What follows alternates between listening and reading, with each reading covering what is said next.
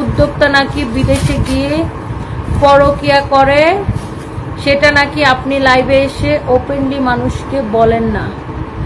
ওই দিন চাকরটা বলল অনেক উদ্যোক্তা নাকি বিদেশে গিয়ে পরকিয়া করে, সেটা নাকি আপনি লাইভে এসে ওপেনলি মানুষকে বলেন না।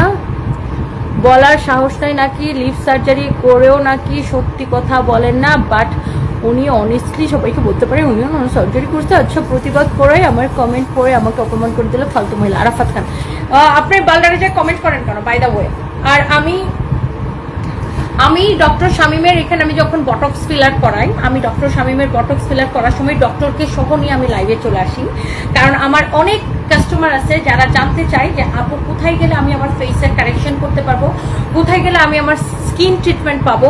সো এটার জন্য কিন্তু আমি ডক্টর শামীমের কাছ থেকে কোনোদিন টাকা খাই নাই, বা আমি ডক্টর শামীম আমাকে ফ্রিতে ট্রিটমেন্ট করে দিচ্ছে, আমি সেটার বিনিময়ে ডক্টর শামীমকে লাইভ করে দিই না। পরকিয়া কাকে বলে জানেন? পরকিয়া বলে কেউ যদি ঘরে বউ থাকা সত্ত্বে কোনো পুরুষ মানুষ যদি বাইরে প্রেম করে, অথবা ঘরে হাজবেন্ড থাকা সত্ত্বে কোনো নারী যদি বাইরে প্রেম করে, সেটাকে বলে পরকিয়া। আমি হচ্ছে একজন সিঙ্গেল নারী, বিধবা নারী, আমার হাজবেন্ড নাই, আমি যদি প্রেম করি সেটাকে পরকিয়া বলবে না। সো ওই অস্বীকৃতটাকে আগে জানতে বলেন। আমি যদি বিদেশে যাইয়া প্রেম করি, ওরা তো চলে গেল,